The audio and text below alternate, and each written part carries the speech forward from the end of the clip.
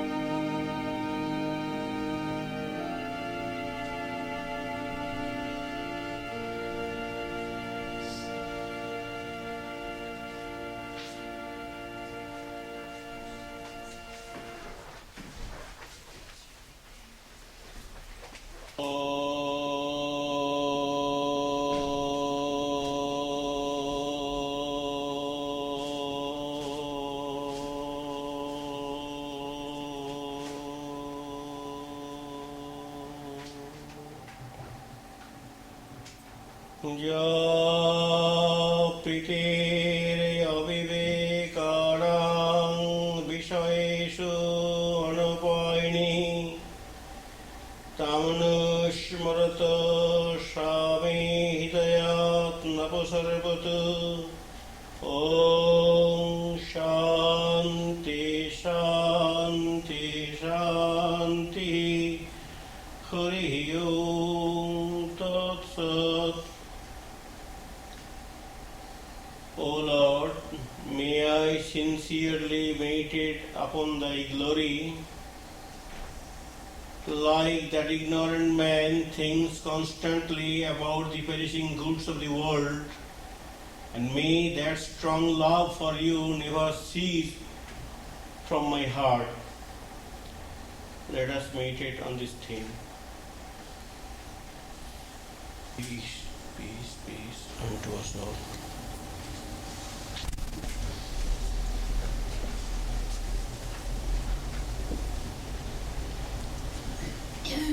Good morning, friends. Our topic is such that does not allow us to talk.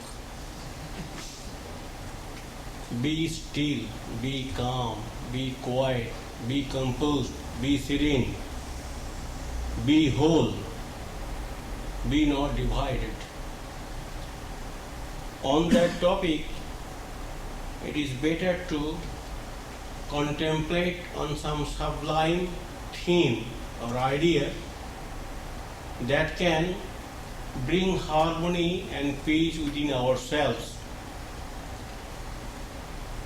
But as we are prone to talking even about silence, so we have to talk something about the beauty of silence. If that beauty of silence can create impression in our mind, perhaps we will be trying to think about the benefits of meditation. Well,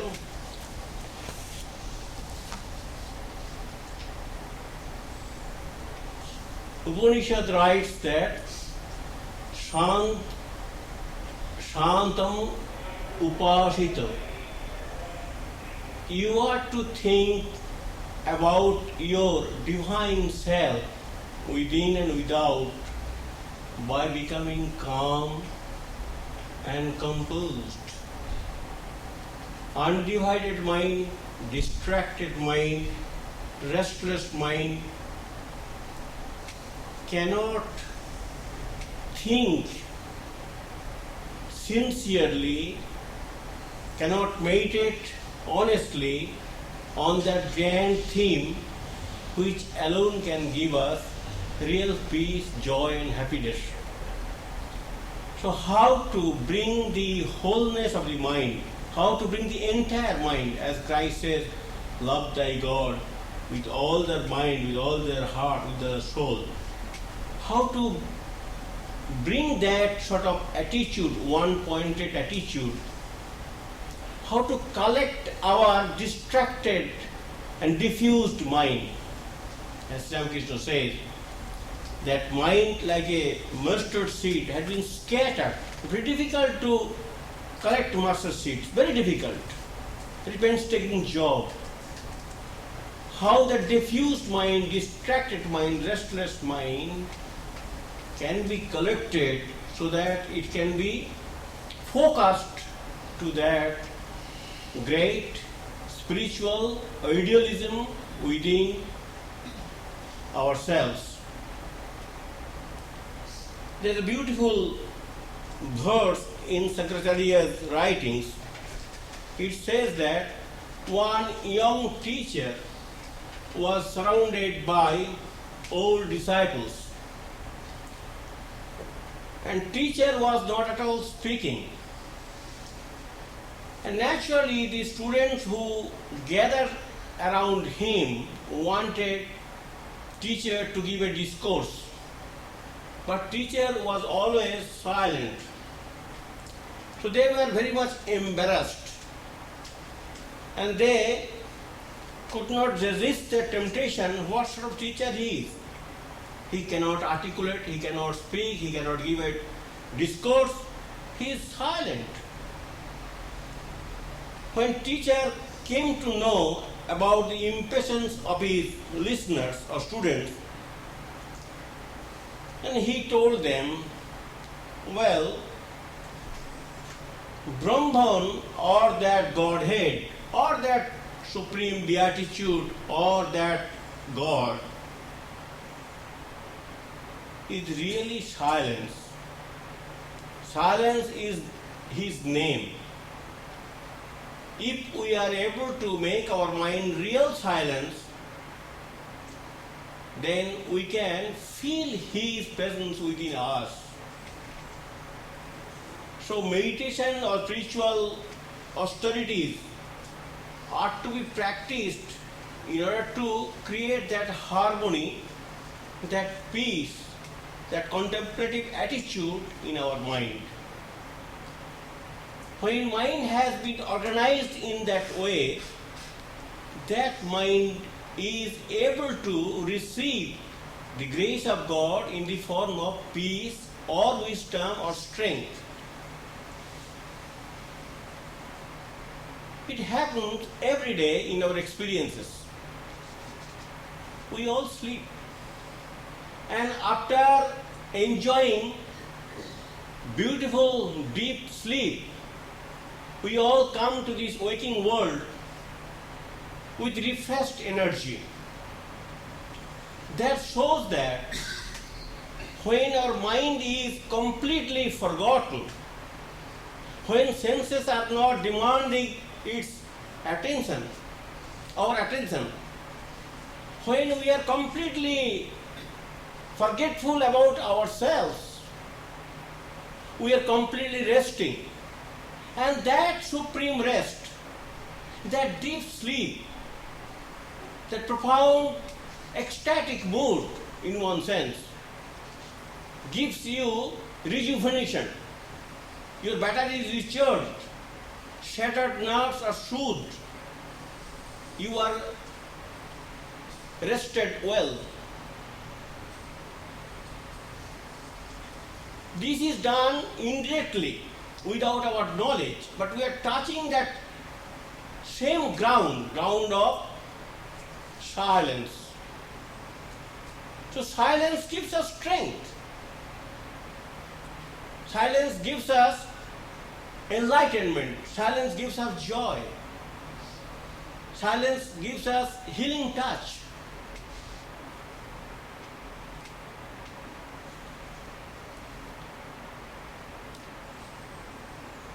Well, this has been told in St. John's Gospel. Beautiful. The light shineth in darkness, but darkness does not comprehend it. Light is there within ourselves, but we do not comprehend it. We don't realize it. We don't experience it. Light shineth in darkness, darkness does not comprehend it. What a tragedy! Light is there. Illumination is there, enlightenment is there, strength is there, beauty is there, peace is there. It is not being experienced. Not that you have to go 10,000 miles to get it. Covered under debris of worldly distracted desires. It does not get chance to come out. It's always trying to come out, definitely. It is suffocated. It is feeling the suffocation. It wants to come out. Not that God has found a beautiful cavity to rest. Otherwise, if he comes out, he has to go to job. Not that. He wants to emerge, wants to express, wants to unfold, wants to manifest, but does not get the chance. Thickly covered. Passage is blocked. How the passage is blocked? Worldly distractions, worldly temptations, non-spiritual thoughts and ideas. Covers is a bulwark or 6 feet line, Mesidot line, or Chinese line, Chinese wall, does not allow it to come. Light shineth in darkness, and darkness comprehends it not. Chandogya writes the same thing. He gives an analogy that a man is walking back and forth all the time without knowing that jewels are buried underneath. He is walking on the jewels. He does not know the jewels are there, buried there. We are searching for peace or enlightenment everywhere. Going to the moon, depth of the emotion, I do not know where we shall go in the 20th century. In search of wealth and power, in search of peace, in search of security, in search of prosperity, in search of wisdom. But it is here. Light shineth in darkness. Darkness does not comprehend it. Then what is to be done? Anya vacha vimunchata amitasya eshu setuhu. Upanishad writes that, Mundaka Upanishad, that if that is the philosophy, if that is the science of life, then try to organize your thoughts in such a way that it gets a passage to come out. That fellow should not be eternally kept in the hidden background. Let the prisoner come out. Let there be 4th of July, a holiday for the prisoner. Allow it to enjoy the fresh airs. Shant e anya vacha vimunchato. Don't talk about the nonsense, worldly things, cheap things. Think of that glory. Think of that sublime thought and idea. Think about that mystery, the ethereal beauty. If you can think in that way, and if ordinary thoughts and ideas are allowed to be removed from your mind, then you will enjoy the light, you will enjoy the wisdom, you will enjoy the peace within.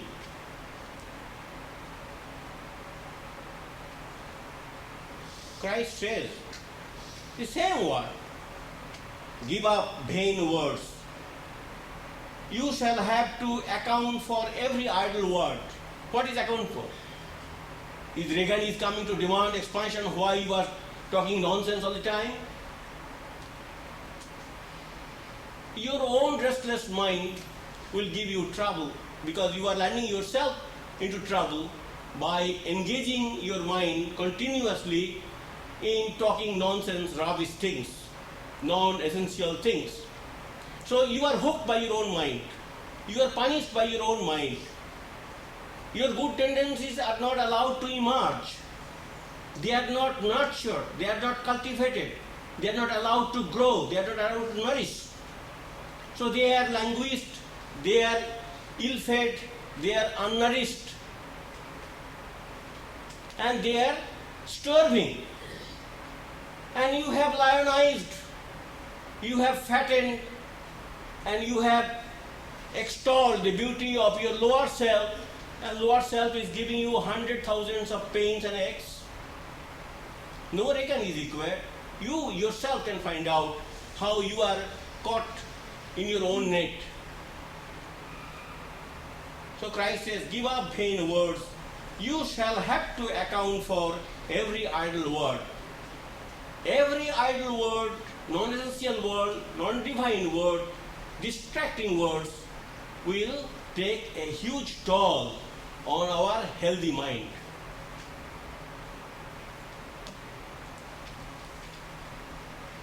So Socrates says, know thyself. He could have told, know the geography, know the science, know the philosophy, know the art. He could have told all these things. Know thyself means within you the kingdom of God resides.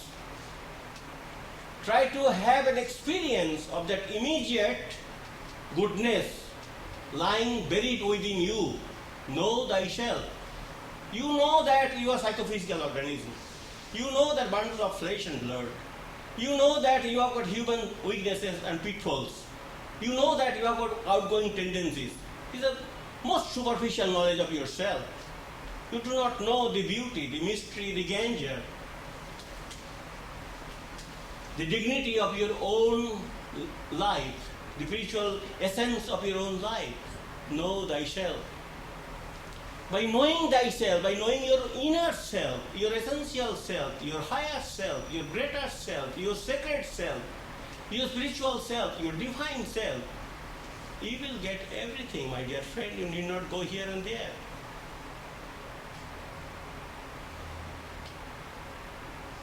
That Martha and Mary ideal is there. Mary was contemplative, Martha was active, but Christ appreciated the beauty of Mary's life. Mary can organize her thoughts and can sit down and can think, can meditate, can be contemplative. Whereas Martha was active, Martha was extrovert, Martha could not stand, could not sit a while. Now these two idealisms has been written beautifully by one Western writer I am reading. There are two famous statues in the world. They are famous not only as great works of art, but also as highly significant symbols. One is the great Buddha of Kamakura, Japan. The other is Rodin's The Thinkers. Buddha's statue expresses the infinite serenity and exalted wisdom and compassion not only of Buddha but of all great religions. The Rodin statue of the thinker epitomizes the secular manner of life and philosophy. The Buddha statue represents the Buddha in meditation, and it is the serene superconscious meditation taught in all great religions. Rodin's statue, on the other hand, is very expressive of what meditation means to the secular lifestyle. A strenuous, active kind of discursive thinking, a battleground of ideas. The Buddha is sitting upright, balanced, poised, seemingly floating in the infinite peace of Nirvana. The thinker of Rodin is also seated but is leaning forward, elbow on knee, chin on a clenched hand, with furrowed brow, eyes staring forward fiercely into space. He is muscular like the athlete, and his attitude of puzzlement suggests the restlessness and the struggle of wrestling with mental problems that perhaps never will be solved. He is a contender, a debater, a fighter, not a man of peace. Buddha represents the ultimate fulfillment, the peace that passeth understanding. These two pictures can be found out, which have been accepted by the spiritual minded people as the goal of life. Buddha, contemplative. Shantam upasita. Try to contemplate the inner beauty, inner grandeur, inner dignity of your own life. Therein lies everything. And other picture represent the secular lifestyles which wants peace, prosperity, security, wisdom in the outer world. Not only that, Ramakrishna adds something, I do not know whether it is his imagination, in his book about the Rodin's picture. He says the Rodin is looking at the vast space, and down the edges he finds that same divided self, same restlessness. There are such beautiful, lofty dreams of creating a harmonious, good society. But why this massacre? Why these ideas are not being able to be transferred into action? In practical life, we are buffeted by hundred thousands of problems. But our ideas are very beautiful. But ideas are never getting any concrete shape. Then Rodin says, will there be no time when we can collect ourselves, when we can have a foretaste of our undivided self, not broken self, not divided self, not this disintegrated self? When we shall get that? And that too, in which way to get that?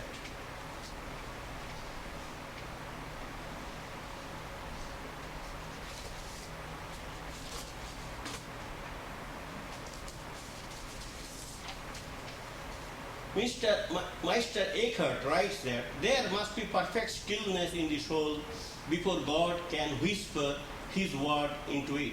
Who is going to hear the God's word if my mind becomes a volcano? How the God's word are going to be heard? It is just a cauldron.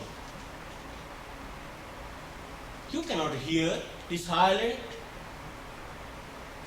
voice of God giving you through your conscience, because you have made your mind restless.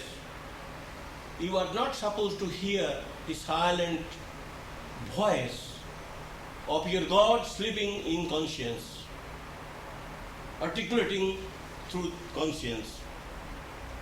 Whisper His word into it before the light of God can shine in the soul and transform the soul into God. When the passions are still and worldly desires silent, then the word of God can be heard in the mind. Same as Ramakrishna said, all jackals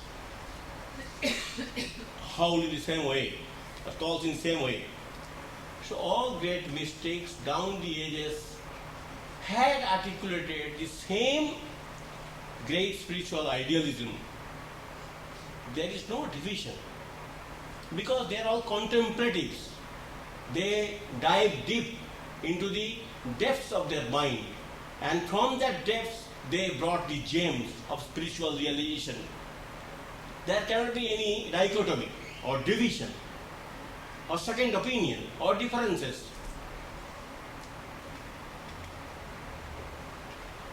St. John of the Cross writes, the more the mind cleaves, or the more mind is attached to created things, relying on its own strength by habit and inclination, the less it is disposed for this union, because it does not completely resign itself into the hands of God, that He may be made whole or calm or serene or composed or contemplative. So we do not allow ourselves to be contemplative by developing certain bad habits and thoughts.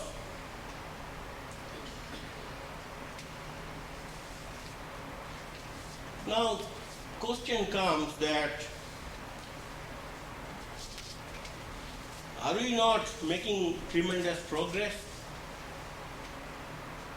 Yes, making tremendous progress. But as Rodin's statue thinker says, same division, same distraction, same restlessness. You are run over by Mercedes car, you are very happy. At least in the primitive age, people would have been killed by a bullock cart, and in a very tar pavement, in a newer city, you are dying under a beautiful car. That's your consolation. Can we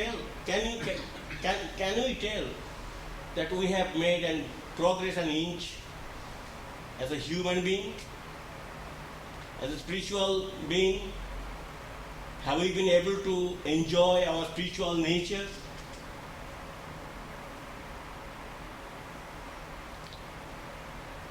There is noise, this 20th century is called century of noise. There is telephone. One gentleman has written, thank God there was no telephone when Vivekananda was in this country. Because he wrote some letters, and that letters are read and enjoyed. Had there been telephone, he used telephone and he would not have written letters, and we could not have enjoyed that.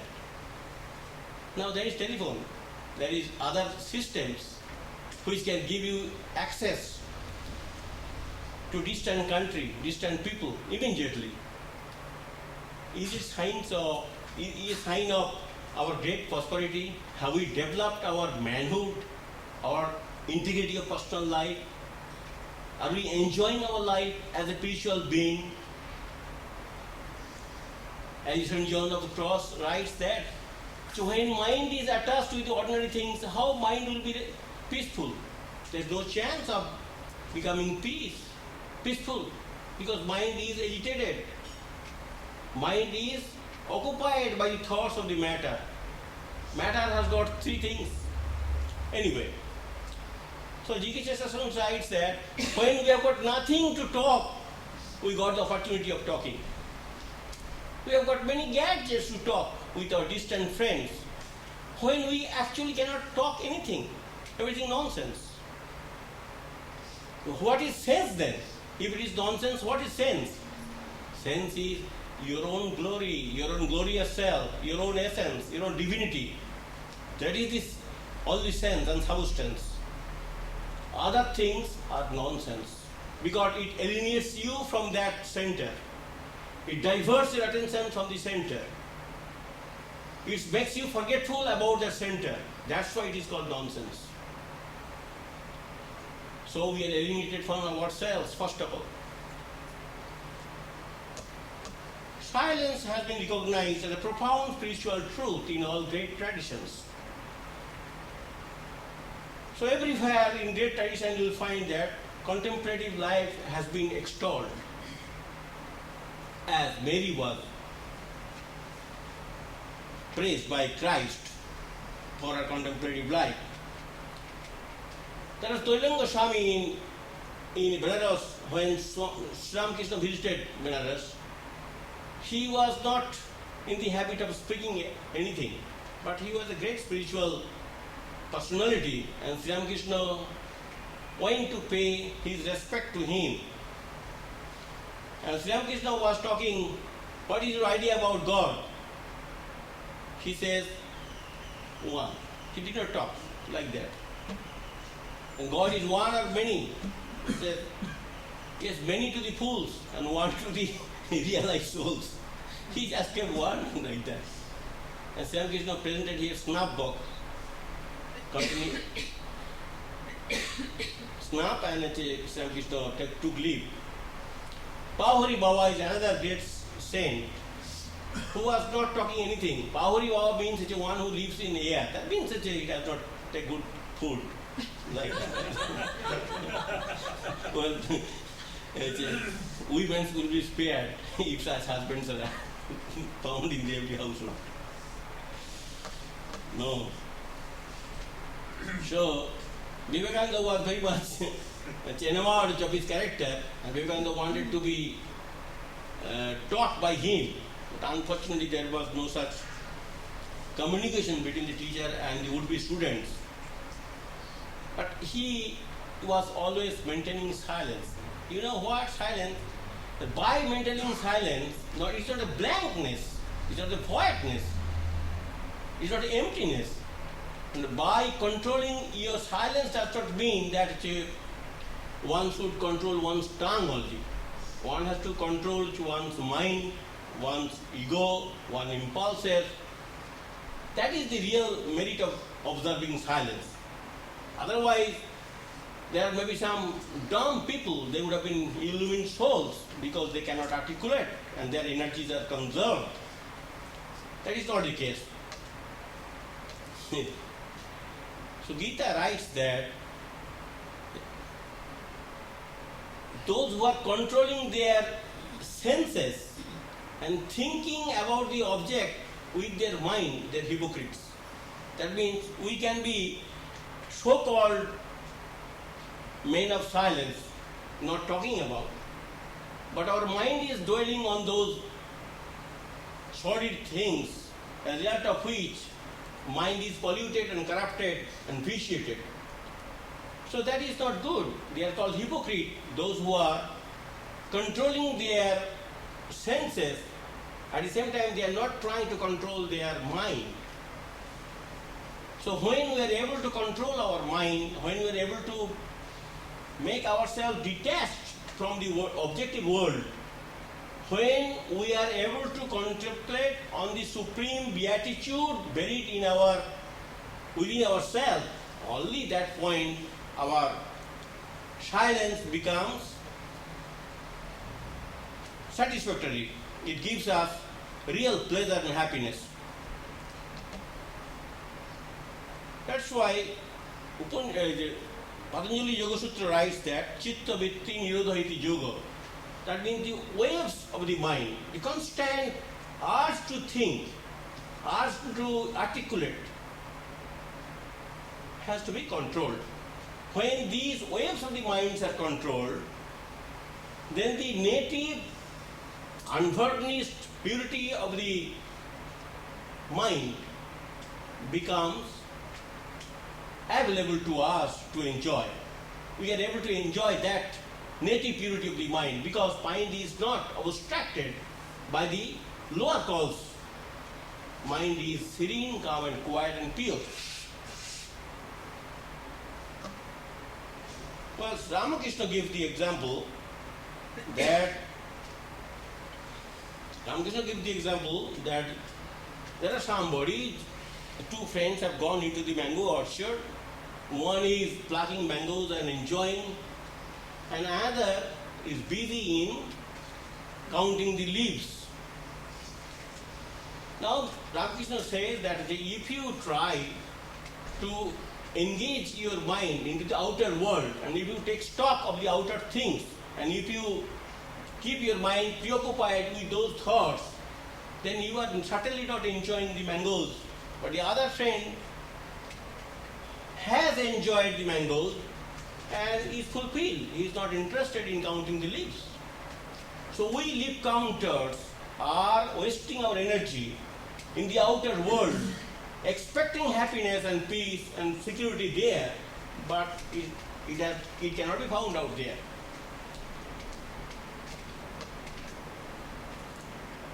There's a beautiful story, not anecdote, not story, that one poor man is very poor, always haunted by the ghost of poverty.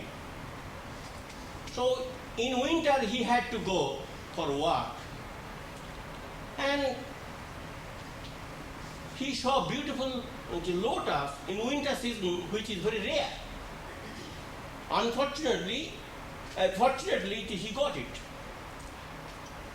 He swam and he plucked and he kept, and people were going to some places. There were merchants, there were rich people. They were all going to Lord Buddha. Because they were very wealthy people, they wanted to offer that rare lotus in winter at the feet of Buddha. So they raised the price, which was just a few cents. He said, I shall give you $100, $200, $3,000, like that. He was simply surprised how this worthless flower can fetch so much money. Then he inquired, why do you want to spend so much money for this ordinary flower? Well, ordinary flower, no doubt, but it's a rare flower. It's winter, we cannot have it. And we are going to pay our respect to Lord Buddha, and we shall be very happy to offer. We don't care for money, we have got enough money. Is it so? I won't sell it. I like to go and offer myself. What a crazy idea. You poor fellow, you have got no shirt or clothes. I see that you are ill-fed and ill-clad. And why do you not take so much money and spare these lotuses? No, I don't. Because I am familiar with my poverty. Every day I am haunted by the poverty. Poverty is not new to me. But you are so much interested in purchasing a worthless thing with such a high price I like to see that person who must be very worthy person. Otherwise, you won't spend so much money. So he went there. And then kept the two lotuses at the feet of Lord Buddha. And Buddha silently blessed him. He was so much fulfilled, so much peaceful.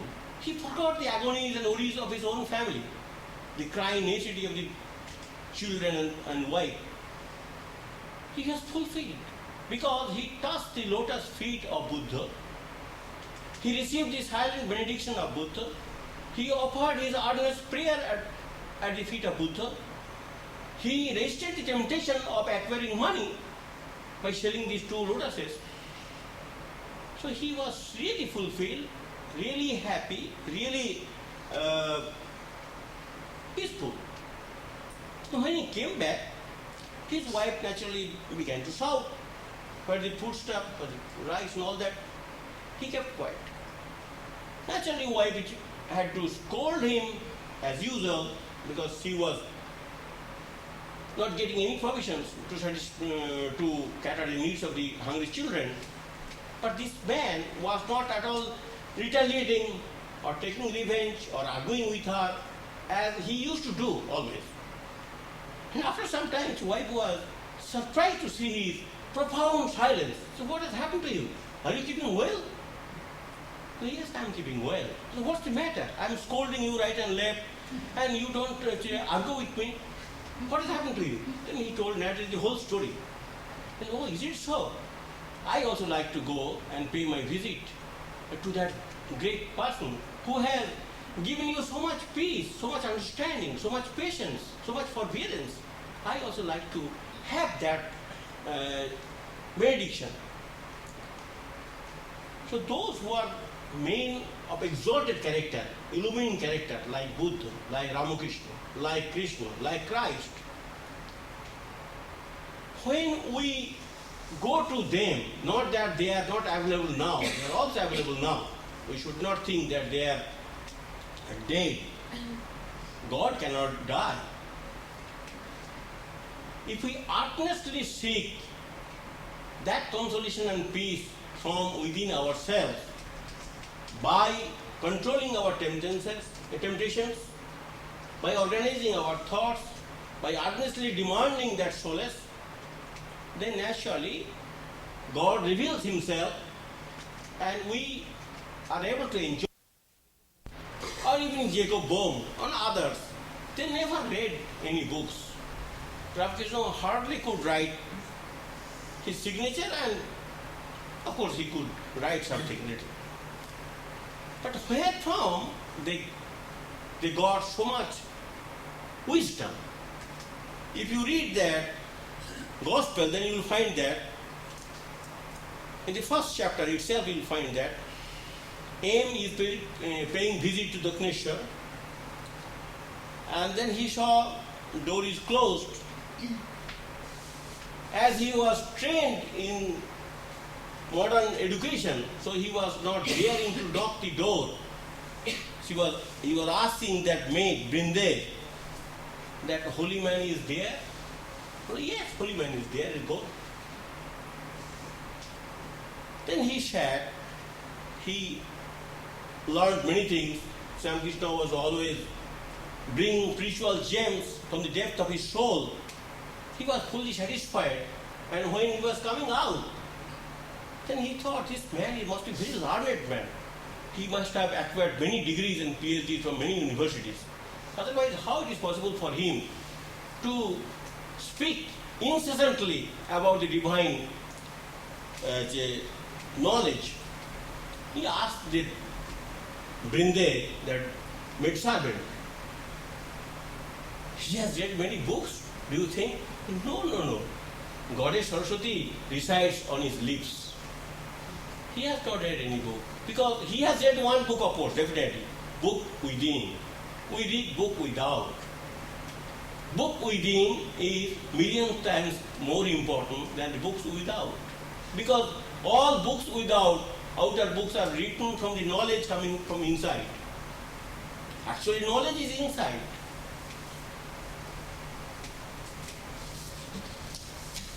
So, what is the Role of a teacher then, teacher means like a midwife who removes the obstacles and child come. That's the role of a teacher. Knowledge is here within. The obstacles are being removed by the teacher. And the student enjoying his or her own knowledge. Swamiji said, education is the manifestation of the perfection already in man.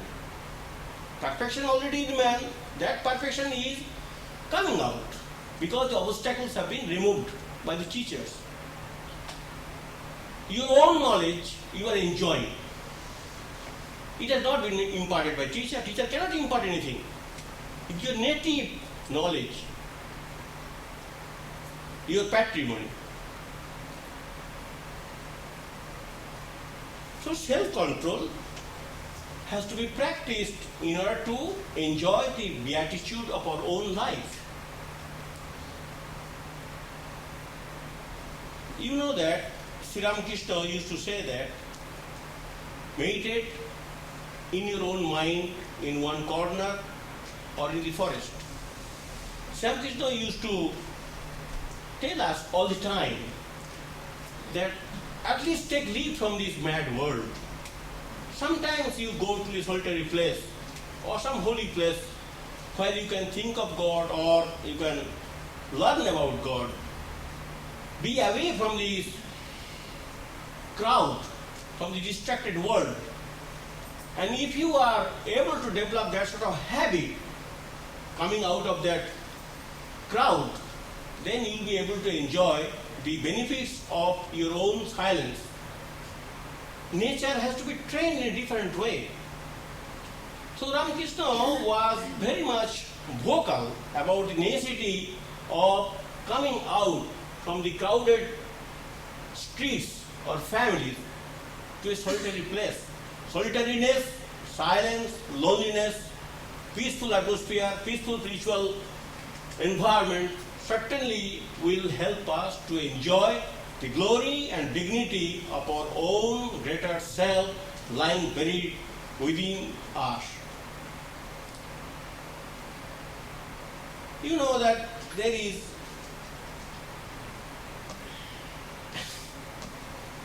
UN. In the UN office you will find that building. Hammer Circle created one hall for meditation. Nobody meditates now. But when he was there, he used to sit down there and used to meditate. That great purpose is not being served because we are so secular, we are so extrovert, we don't want to spend our energy in sitting silent, and that we think that it is a wastage of energy. But the great purpose is not being served now. But he had a very great idea that by becoming composed, by becoming serene, by becoming whole, by becoming spiritual, by becoming really introspective and reflective, we'll be able to solve many problems pressing in our personal life, in communal national life. Now you know, silence is not always very good. As a crane, or robbers, or dacoits, or cats, they are also silent. As a people, a crane, as a people focusing attention on fish, maintain silence. The robbers are all silent, don't make any noise, the householders are sleeping. So they come silently. Or cat is also very silent before jumping on the prey. That silence is not very healthy for us, you know, we don't want that sort of silence. But silence of the will, as Gita says that you have done one thing by controlling your organs, your senses. But my dear friend, that is not the last word of ritual discipline. You have to control your mind also, because your mind is occupied with those sordid thoughts, with this objective world is in your mind.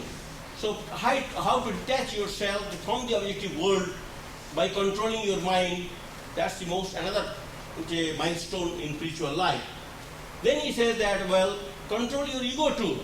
So silence means not a sitting like a dumb, you know.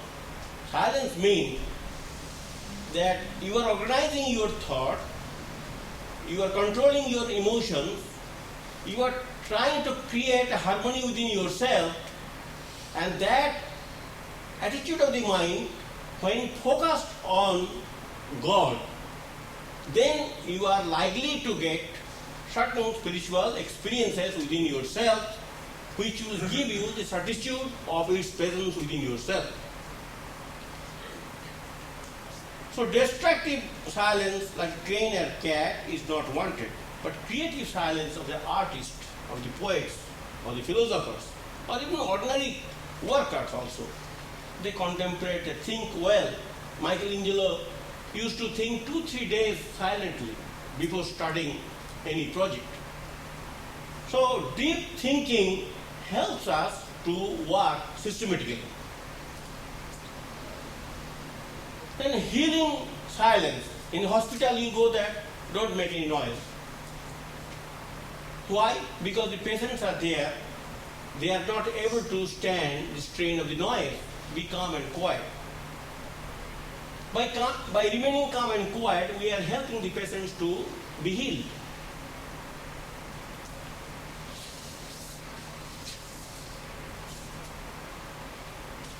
You'll be surprised to know that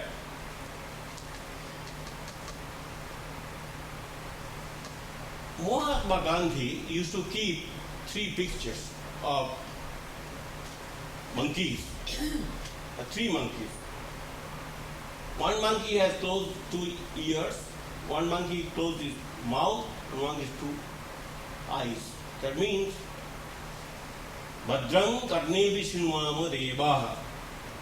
Let us see the auspicious things, spiritual things, which will create influence in our inner mind and will give us that motivation, that inspiration to lead a higher life. Energy of the mind should not be allowed to be occupied by mundane thoughts. So how much energy we are every day draining for nothing, and it creates strain. We become neurotic. We suffer from many physical and mental diseases due to our extreme dissipation of these energies, vital energies, through the gateways of organs. So, idealism is that how to control our emotions, control our senses. So he used to keep these 3 ideals. One is closing the eyes, one is closing the ears, or closing the mouth. Swami Virajananda, when he was in Switzerland, he saw the other 3 ideals. He saw that one eye is closed, one ear is closed, and half mouth is closed. He said, what is this? What is this? Then at once he began to think, well, it has got a great meaning that if you keep in that way, then you see good things, hear good things, and articulate good things. Don't articulate bad things, don't hear bad things, don't see bad things. So half closed. Anyway, if you are not able to close completely, let us close half. So Upanishad writes that Om Bhadrang Karne Vishinvamo Devaha.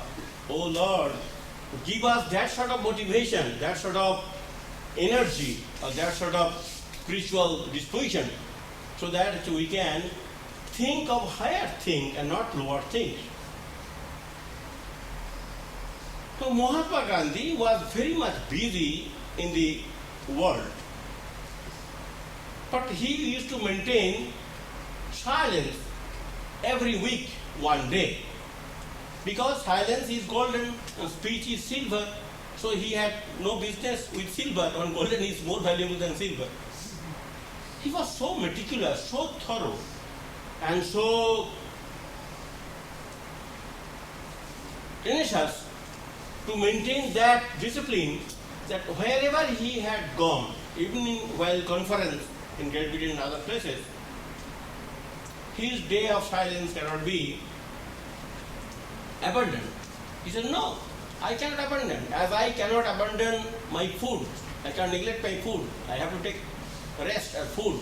Sometimes we also cannot get that, because generally officials who are having conferences, they forgo their meals or forgo their sleep sometimes. But he said, I am not willing to forgo my vow of silence, because that gives me the spiritual merit. I become full, I become harmonious, I become integrated, I become contemplative. I can solve many problems by remaining silent, because mind is getting in touch with that spirit. So intuitive knowledge helps him to understand better the problems of the world. So in the morning and evening, not elaborate contemplation or meditation or prayer, but he was very particular, say 15-20 minutes, whatever he will devote, very thorough, very meticulous, and very ordered. He will never give up that under any circumstances. Nowhere we have seen Mahatma Gandhi ever abandon his morning prayer or evening prayer or his day of silence, although he was engaged in the hard practical world, solving the problems of a great country. That was the great idealism he extolled, although he was involved in the what? And it has been commented by Toynbee. Toynbee says this is the ideal for the modern world. What is this ideal? Well, here we find a man who is working for the good of the people. But he knows the good of the people can be served better by becoming spiritual. Without a spiritual knowledge, wisdom, or enlightenment, it is not possible for us to solve the pressing questions of mundane life. So he never abandoned his practice of maintaining silence, practice of praying or leading that contemplative life. So he was so much enamored of his greatness that he may comment, this is the ideal which should be emulated by all, because we all want peaceful life first of all. And if we are not whole, how we can make others whole? How we can solve others' problems when we ourselves are ignorant? So in order to charge our battery, in order to enkindle our spiritual dormant faculties, in order to get that touch of enlightenment coming from God, we cannot solve the problems of our individual life or family life or social life. So Toynbee, the great historian, he has commented, this is the ideal. Every one of us should try to keep some time for God and God alone. That should never be abandoned. Even Einstein also was very much eloquent about the contemplative life. I heard from Swami Virajananda in India. He told us that Einstein was praising that book, Eternal Companion, written by Swami Prabhupada. So this book should be read by all. Why? Because these books helps us how to be contemplative. By nature we are extrovert. By nature we are all marthas. We want to work. We want to dissipate our energy in the outer world. We don't want to build up spiritual life by becoming contemplative. So this book will help us to reorganize our thought, to retrain our attitude, and that will be a good example for each one of us to follow. Well, silence is golden and speech is silver. Let us enjoy golden now. Thank you.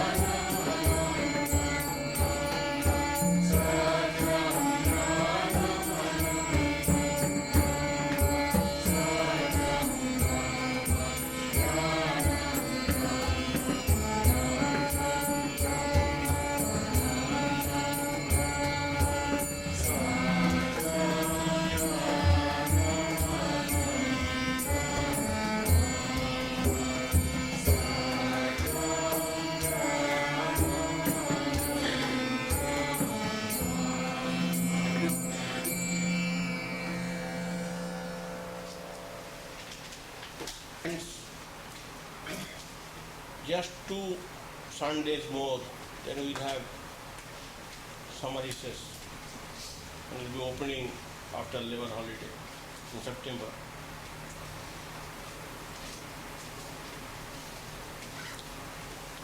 Let's have prayer or meditation.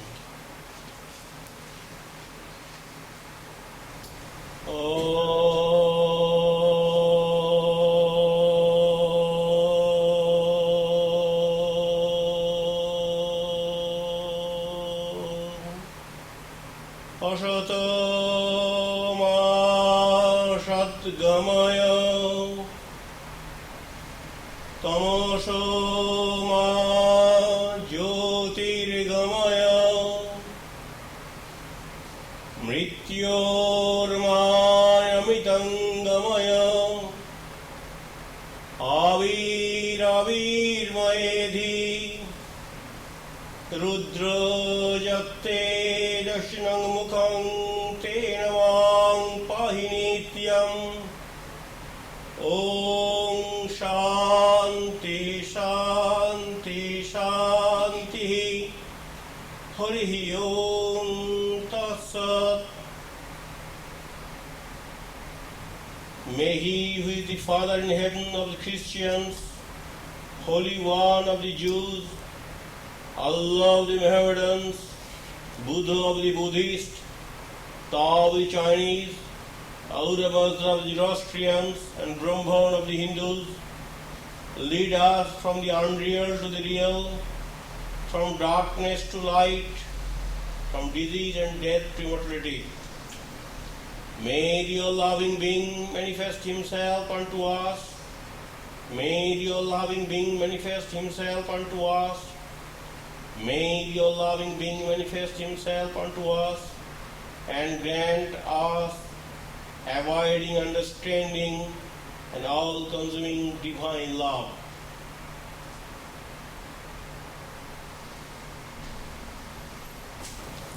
Oh, peace, peace, peace, peace,